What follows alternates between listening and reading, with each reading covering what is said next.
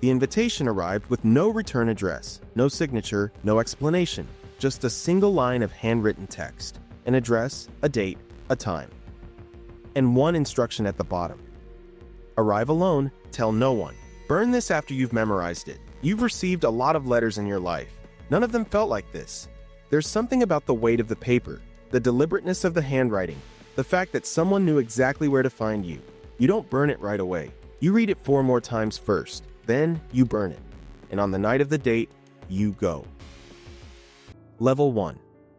The approach. You didn't stumble into this room by accident. No one does. You were watched for months before that letter arrived. Your career, your reputation, your judgment under pressure, the way you handle setbacks, the way you treat people with less power than you. Every interaction, cataloged, evaluated, scored. Skull and Bones at Yale taps exactly 15 new members per year. 15 out of thousands.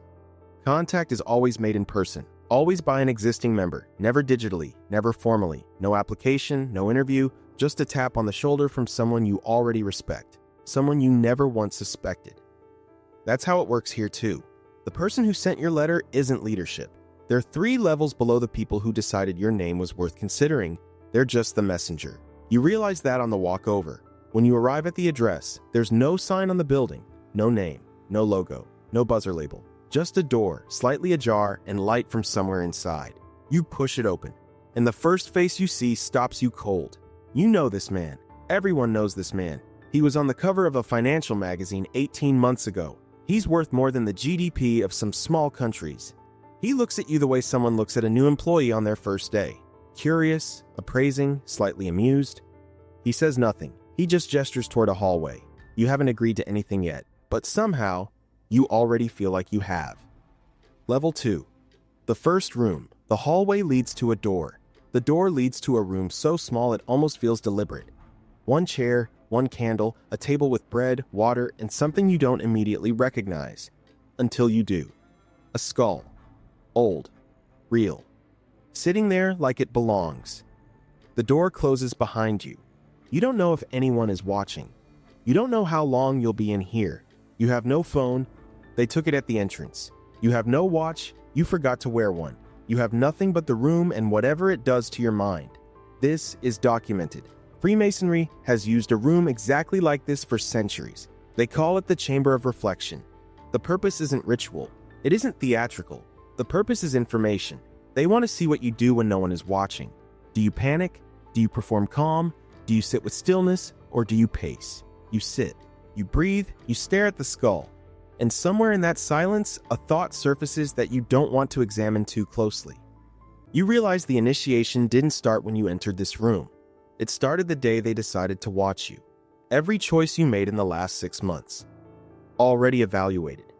Every conversation, every decision, every quiet moment of character no one saw. Except they did. The test began before you knew there was a test. That's the part that stays with you. Level 3. The oath. When the door opens again, you're brought into a larger room, and you understand immediately why they made you wait. The faces in this room are faces you have seen on television, in newspaper profiles, on the boards of institutions you've studied. These aren't influential people in your industry. These are influential people in the world, and they are all looking at you. You are handed a document, 1 page, dense text, old language. You are told to read it once, silently, then you are told to read it aloud. You do.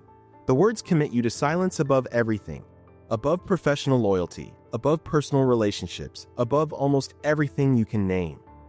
In 1981, the Italian government exposed a secret lodge called Propaganda Due, P2. When investigators tore it apart, they found the membership list: politicians, military generals, judges, heads of intelligence services, all bound by the same structure: secrecy as the first and absolute law. The Anselmi Commission documented it. It became public record. What you're doing right now has a history that long. When you finish speaking, the room is silent for 3 full seconds. Then the man beside you leans in. His voice is almost friendly. You can never unsay that. He's not threatening you. He's informing you. There's a difference. You understand the difference. An oath only has power if both sides believe the consequences are real. And these men, they believe. Level 4, the network. 3 weeks later, your phone rings, a number you don't recognize. You answer it anyway. You've started doing that now. The voice belongs to a man you've been trying to reach for 2 years. He's been unreachable. Today, he calls you first. He says your name was mentioned. He says he'd like to meet. You don't ask who mentioned it. You both already know. This is the reward they never actually had to promise you, because you already understood what access at this level means. Skull and Bones alumni have occupied the Oval Office. They've run the CIA. They've sat on the Supreme Court. George W. Bush, John Kerry, William Howard Taft, all publicly confirmed members. None of them needed to advertise it. The Bohemian Grove, 2 weeks every summer, deep in the California redwoods. Heads of state, CEOs of companies you buy from every day. Conversations that happen nowhere else. Decisions pre-shaped before they become public policy. You are now adjacent to rooms like that, not inside them yet, but adjacent. And doors that were previously locked, they have started opening. Not dramatically, not all at once, just quietly, reliably, like someone changed your access level in a system you didn't know you were part of. You feel exhilarated, you feel grateful. And underneath both of those things, you feel something that takes you a week to name. Obligation. You're not just connected now, you're indebted. And the invoice hasn't arrived yet. Level 5. The task. It arrives on a Tuesday. Nothing dramatic. No envelope this time. Just a phone call, a name, a request. They need you to redirect a contract. Nothing illegal. A professional recommendation, withheld at a specific moment. A silence, really? Not even an action. Just the decision not to speak for someone who was counting on you to speak. You don't know this person well. You've met them twice. They're talented. They would have gotten the contract fairly. But someone inside the network needs it instead. And you are now the mechanism. You think about it for 6 hours. Then you make the call. It takes 20 minutes. One conversation, one omission, nothing you could be held accountable for, nothing anyone could prove. But you know. And that night, something sits differently in your chest. Not guilt exactly, more like a before and after. There is the version of you that existed before Tuesday, and the version that exists now. They are not the same person. The task was small. That's the most important part. It was small. You told yourself it was nothing. That's exactly what they needed you to believe. Level 6. The inner circle. 8 months after your oath, you receive a different kind of invitation. No letter this time, in person, from the man who first opened the door for you. He tells you there's a smaller gathering, not an event, not a ceremony, just a conversation, a room. He says, not everyone gets asked. You should know that. You go. There are 8 people in the room. You recognize 5 of them from the world, 2 from inside the organization, 1 you've never seen before, and something about the way the others defer to him tells you everything you need to know. Freemasonry's Scottish Rite has 33 degrees. Most members never advance past the 3rd. The Bohemian Club has inner camps within the retreat, hierarchies inside the hierarchy. In Skull and Bones, only certain members are given access to the deeper records. The inner circle exists inside the inner circle. This is how it has always worked. In this room, they speak plainly. You hear things that reframe events you watched unfold on the news. Stories behind the stories. Decisions behind the decisions. Not conspiracy, just the reality of how power actually moves when no one is performing for cameras. You sit quietly for most of it. You absorb. On the drive home, you turn off the radio. You need the silence, because the world outside your windshield looks exactly the same as it did this morning. But you will never see it the same way again. Level 7. The compromise. You are brought into a room you haven't been in before. It's smaller than the others. Just you and 2 men. One of them sets a folder on the table. He doesn't open it, he just rests his hand on it. And then he tells you what's inside. It's something from your past. Something you thought was buried. Something that, in the wrong hands, could redefine how the world sees you. He doesn't open the folder. He doesn't need to. He explains quietly and without malice that this is how trust is maintained. You hold something on the man to your left. The man to your left holds something on him. He holds something on you. Everyone in the organization, everyone at this level exists inside the same arrangement. This is historically documented. When the P2 Lodge was exposed in 1981, investigators found exactly this structure, Snambisis, a web of mutual compromise binding members together across industries and institution. Not threat, not coercion, mutual assurance. You sit very still.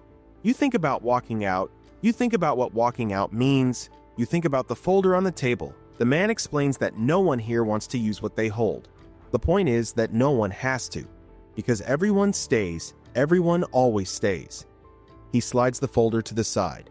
Meeting over. They don't need to threaten you. The fact that they could is enough, and it always will be. Level 8. The architect. You don't attend many meetings anymore. You don't need to. The meetings come to you in other shapes. A dinner conversation that shapes a decision. A word in the right ear at the right moment. A recommendation made 3 months ago that just became public policy. You no longer ask for things. Things arrive.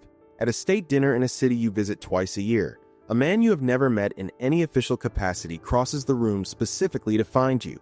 He knows your name. He says it like you're old friends. You've never spoken. You understand. Somewhere up the chain, and someone vouched for you to someone who matters to this man. That's all it took. That's all it ever takes. You have everything the letter promised. Access, influence, a seat in rooms that most people don't believe exist. But you also notice what's missing. The last genuine conversation you had, anyone coming in, the kind where nothing is calculated, nothing is leveraged, you can't remember when it happened. The friendships outside this world have thinned, not dramatically, just quietly, over time. Like a tide going out so slowly you only notice it's gone when you look up one day and the shoreline has changed. You got exactly what you wanted. You'd give almost anything to go back to not knowing. Tonight, you're in a different room. Smaller, familiar. On the other side of a one-way mirror, a man sits alone at a table. A candle, a skull, bread and water. He doesn't know you're watching. He doesn't know anyone is watching. That's the point. He's younger than you were. Sharper maybe. He came highly recommended. You've been watching him for 7 months. His decisions, his character, the way he moves through the world when no one important is looking. He's sitting very still, trying to look calm. You've seen this before. The letter arrived at his address 4 days ago. No return address, no signature. A single handwritten line, an address, a date, a time, and one instruction at the bottom. Arrive alone. Tell no one. Burn this after you've memorized it. He did all 3. You pull on your jacket and move toward the door of the inner room. Someone needs to open the hallway for him. Someone needs to begin the next part. You pause for 1 moment. You look back at him through the glass, and you think the same thing your observer once thought. The night you sat in that chair, trying to look like you weren't afraid. He has no idea what he's walking into. You say nothing. You open the door.